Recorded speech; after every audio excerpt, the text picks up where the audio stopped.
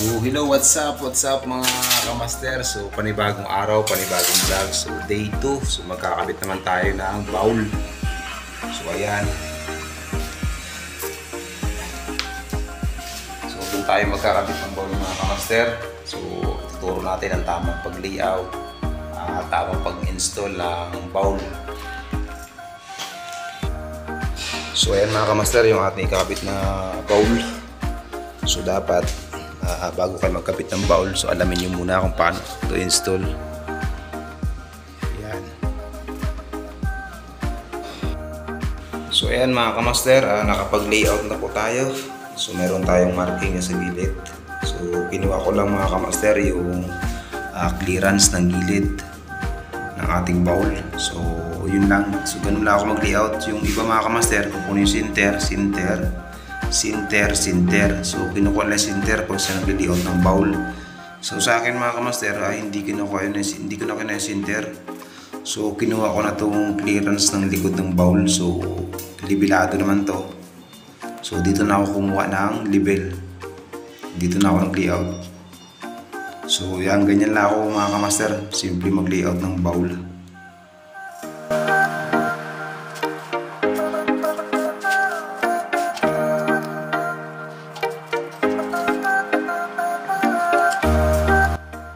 So ayan mga kamaster, so nilagyan natin ng waterproofing, panigurado lang, baka mamaya siyempre baka tumagas, maganda pa rin sigurado tayo. So naglagay tayo ng waterproofing, secure na rin siguro. Mga kamaster, so magkakapit na tayo ng bowl. So install na, prepare na natin ang ayos, lagyan tayo ng gasket.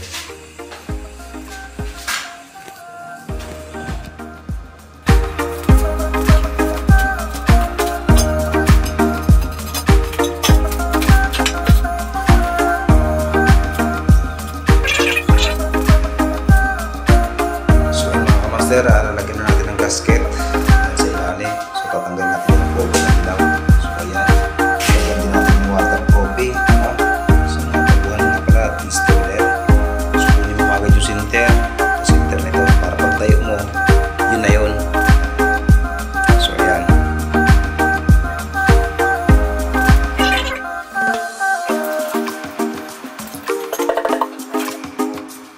So ayan mga kamaster, so lalagyan pa natin ito ng silicone para sigurado talaga siya nakatibay at walang leak.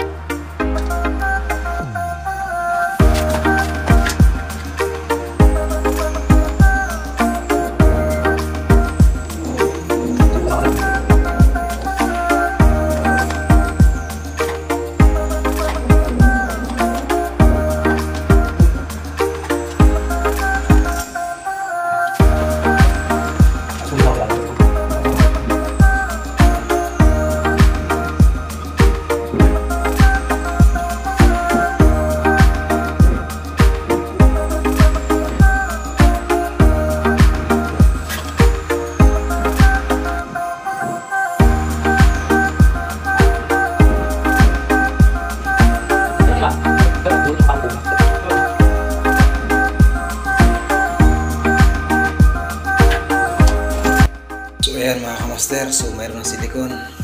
Ayan, so ayan, itatayo na lang natin yan mga kamaster. So ayan. So ganyan lang mga kamaster, so wala naman siyang bolt. So napaka-simpleng i-install lang siya.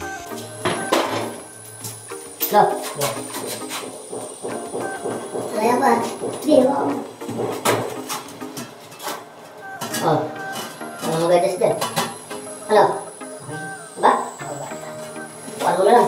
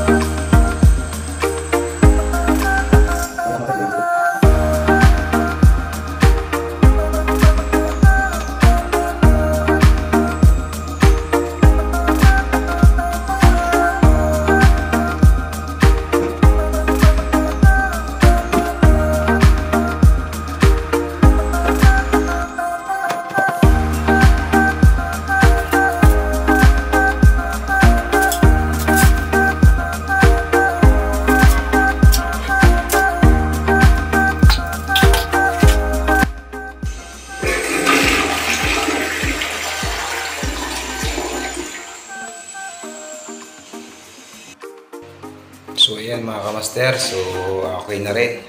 Naikabit na rin natin ng maayos. So kulang na lang yun mga kamaster, supply ng water supply. So ayan. So ayan mga kamaster, so okay na.